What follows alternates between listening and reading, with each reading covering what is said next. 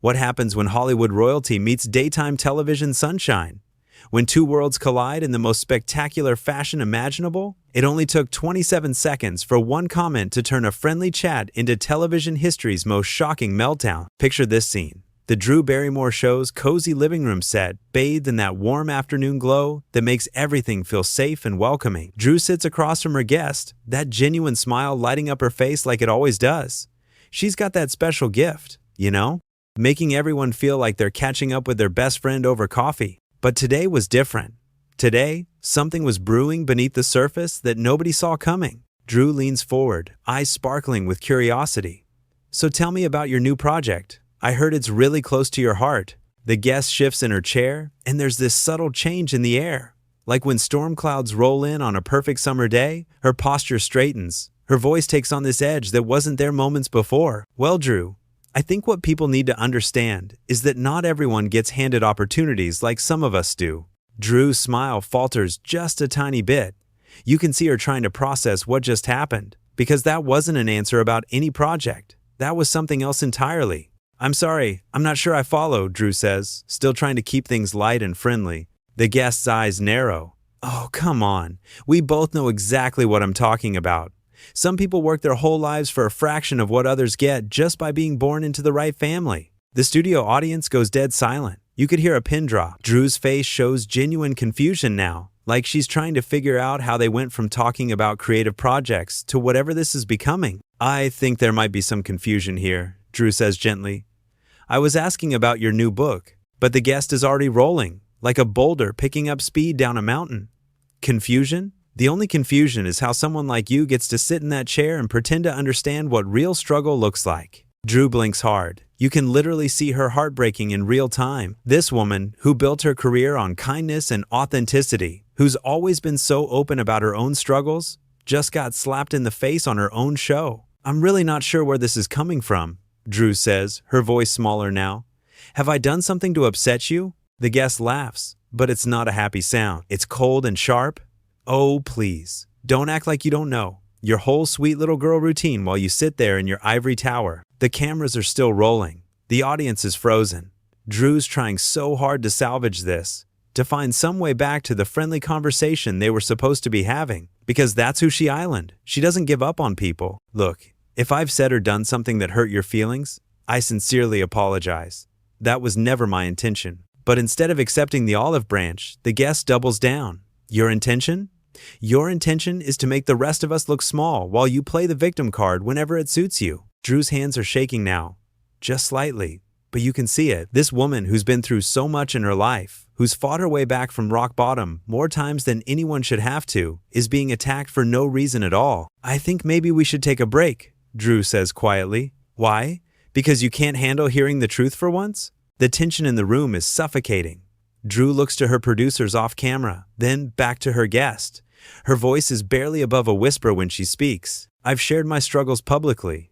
My addiction, my family issues, everything. I've never pretended my life was perfect." The guest scoffs. "Oh, how brave. Poor little rich girl overcomes her problems and gets rewarded with her own show." That's when something changes in Drew's eyes. Not anger, exactly. More like recognition. Like she's finally understanding that this isn't about anything she did or didn't do. This is about something much deeper and darker. "I think you're dealing with some pain that has nothing to do with me," Drew says softly. Wrong thing to say. The guest's face goes red with fury. "Don't you dare psychoanalyze me," the guest snaps, her voice cutting through the studio like a knife. "You don't know anything about my pain. You don't know anything about real struggle." Drew takes a deep breath, still trying to be the bigger person, still trying to find some way to connect. "You're absolutely right. I don't know your story. Would you like to share it?" But the guest is past the point of reasonable conversation.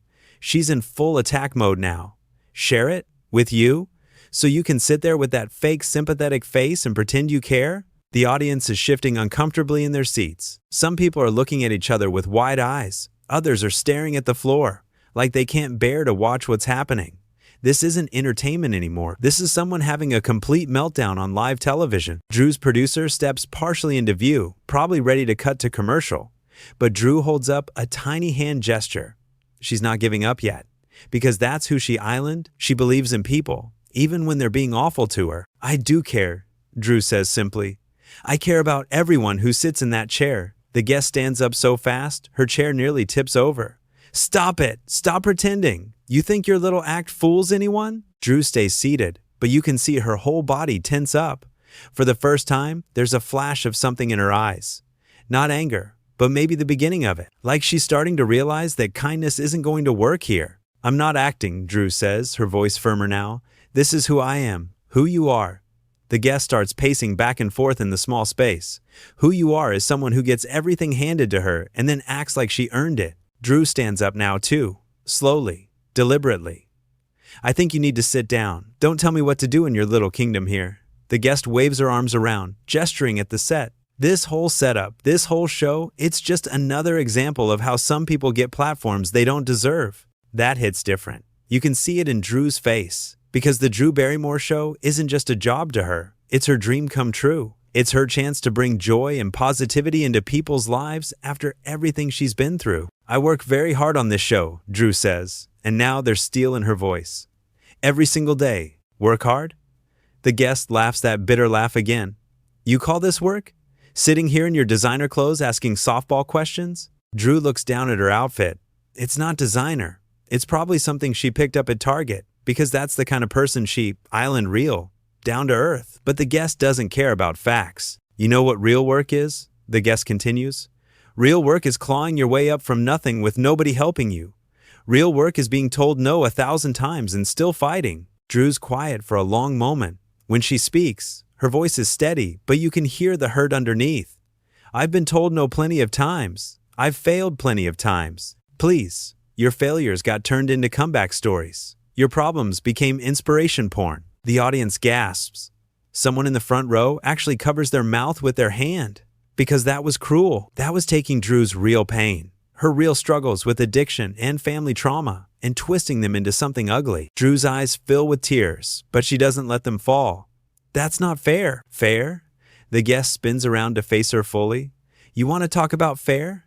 Fair would be if talented people got recognition based on merit instead of connections. I never said life was fair, Drew replies quietly. I just try to make the best of what I have. The best of what you have, the guest repeats mockingly, which is everything. Drew shakes her head. That's not true, isn't it? Look around you. Look at this set. Look at this opportunity. Do you think you'd have any of this if you weren't Drew Barrymore? It's a low blow, and everyone in the room knows it. Because Drew has spent her entire career trying to prove she's more than just her famous name, trying to show that she has talent and heart and something real to offer. Maybe not, Drew admits, and her honesty is heartbreaking. But I can't change who I was born as. I can only try to do good with what I've been given. The guest rolls her eyes dramatically. How noble of you. Drew's producer is making urgent hand signals now. Cut to commercial. End this. But Drew sees something in her guest's eyes that stops her from walking away. Something desperate and broken. What happened to you? Drew asks softly. Who hurt you? That question lands like a bomb. The guest freezes. For a split second, her mask completely falls away, and you can see raw pain flash across her face. But then it hardens again, harder than before, like she's building walls in real time. Don't you dare turn this around on me, she hisses. This isn't about my trauma. This is about your privilege. But Drew has found her footing now. That one moment of vulnerability showed her everything she needed to know. It's about both, she says gently. And that's okay. No, it's not okay, the guest's voice cracks. Nothing about this is okay. You get to sit there and be America's sweetheart while the rest of us fight for scraps. Drew takes a step closer, not threatening, just present. I'm not your enemy. Yes, you are. The guest's composure is completely shattered now. You and everyone like you? You take up all the space and leave nothing for anyone else. The audience is dead, silent. Even the cameras seem to have stopped moving. Everyone is witnessing something raw and real and terrible. There's room for all of us, Drew says simply. Is there? Because I've been trying to get where you are for 20 years and I'm still nowhere. And there at Island, the truth, the real reason for all this anger and venom. It's not about Drew at all. It's about dreams deferred and opportunities missed and the crushing weight of disappointment. Drew's face softens with understanding. I'm sorry you've had such a hard time. I don't want your pity.